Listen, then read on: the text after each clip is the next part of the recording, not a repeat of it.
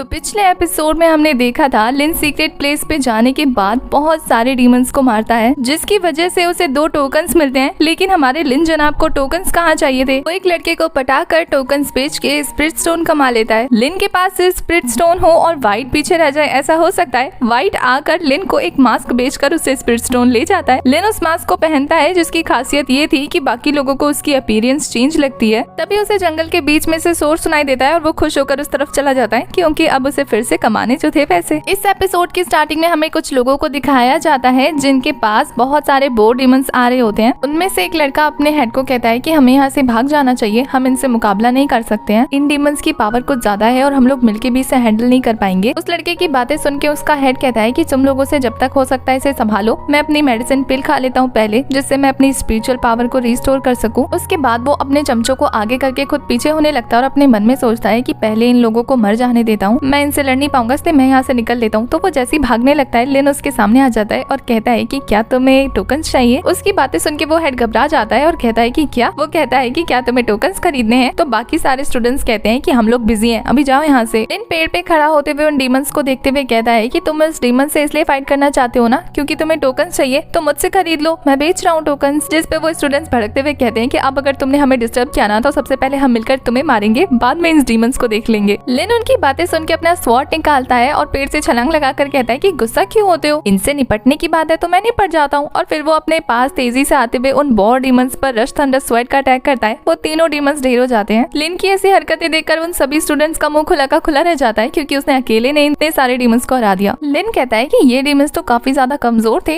इतनी आसानी से मर गए। अब एक काम करता हूँ, मैं इन्हें तुम्हें बेच देता हूँ अगर तुम्हें टोकन चाहिए तो। अगर तुम डीमंस को बुक कराना चाहते हो तो मैं एक डीमंस को बुक करने का 20,000 स्पिरिट स्टोन लूंगा। ये सुनकर तो उन स्टूडेंट्स के और ज्यादा होश उड़ जाते हैं और फिर वो उसे कहते हैं क्या तुम बकवास कर रहे हो। लिन कहता है नहीं, तो वो सभी कहते हैं हम बिजी है, जाओ यहाँ से। पर उनका हेड कहता है कि नहीं, इतने भी ज्यादा बिजी नहीं है, इससे देख के लगता है कि इसके पास ज्यादा पावर नहीं है, तो हम इनसे टोकन छीन सकते हैं। लिन बस खड़े खड़े उनका तमाशा देख रहा था, क्योंकि उन्हें क्या पता लिन क्या चीज है। उनमें से एक बंदा कहता है कि बॉस मुझे लगता है कि ये पावरफुल है, क्योंकि इसने एक साथ 3 बॉर डीमन को हरा दिया। जिस पे उनका हेड कहता है वो तो इस वजह से ना क्योंकि हम उस बॉर डीमन के आसपास थे, तो वो ऑलरेडी कमजोर हो गए थे, इसीलिए इसको ये मौका मिल गया, वरना ये इस लायक नहीं है। एक काम करो, इसको पकड़ो और इसके पास से वो टोकन्स छीन लो। और फिर वो सभी के सभी मिलकर लिन की तरफ आगे बढ़ने लगते हैं। लिन एक स्माइल के साथ पूछता है कि और तुम ये सब कैसे करने वाले हो। जिस पे उनका हेड मुस्कुराते हुए कहता है कि यहाँ का रूल है लाइफ और डेथ, या फिर मार दो या फिर मर जाओ। बेचारा ऐसी बकवास कर ही रहा होता है कि तभी दूर से लिन का उड़ता हुआ मुक्का उसके गाल पे पड़ता है, उसके जबड़े का नक्शा बिगड़ जाता है। बेचारा कई कोस दूर जाकर गिरता है। लिन कहता है कि और भी कुछ कहना है क्या किसी को, और फिर वो उसका टोकन छीन लेता है। ये देखकर बाकी सारे स्टूडेंट्स इतने ज्यादा डर जाते हैं कि उनमें से आधे तो खुद ब खुद घुटने टेक कर उसे अपने आप से टोकन दे देते हैं। उनका जो एक साथी बचता है वो अपने दोनों साथियों को ऐसे देखकर काफी ज्यादा डर जाता है। तो लिन उससे कहता है कि क्या तुम्हें फाइट करनी है। वो मना कर देता है, तुम बहुत ज्यादा डिसोबीडियंट हो, जल्दी से टोकन निकालो। बेचारा वहाँ से भागने लगता है। लिन उससे कहता है क्या तुम्हें लड़ना है। वो मना करने लगता है। तो लिन कहता है तो फिर टोकन खरीद लो, एक टोकन का 30,000 स्पिरिट स्टोन। ये सुनने के बाद तो वो स्टूडेंट और ज्यादा डरने लगता है। लिन उसे फोर्स करने लगता है खरीदने के लिए, तो एंड में जाकर वो मान जाता है। इससे पहले कि वो टोकन्स खरीद पाता, लिन को झाड़ियों में ज़ेंग दिखता है, जो कि उसे बॉस बॉस बोलकर उसके पीछे पड़ जाता है। लिन उसे देखकर डर जाता है और फिर खुद को संभालते हुए कहता है कि तुम कौन हो और वहाँ क्या कर रहे हो छुपके, मैं तुम्हें नहीं जानता। तो ज़ेंग कहता है अरे बॉस, अब आप प्रिटेंड क्यों कर रहे हैं जैसे कि आप मुझे नहीं जानते, मैं आपका प्यारा छोटा सा भाई, आप भूल गए मुझे, मेरा नाम ज़ेंग है। लिन ऐसे बिहेव करता है जैसे कि वो उसे सच में नहीं जानता। तो ज़ेंग उसके पास आकर उसके कंधे पे हाथ रख के कहता है कि मैंने आपके कपड़े पे निशान बना दिया था, इसलिए मुझे पता है कि ये आप ही हो। लिन कहता है मोटू, तो तुमने ये कांड किया है। वो कहता है सॉरी बॉस, पर मुझे करना पड़ा, आप तो जानते हैं ना, मैं अगर आपको नहीं ढूंढ पाता तो हार जाता।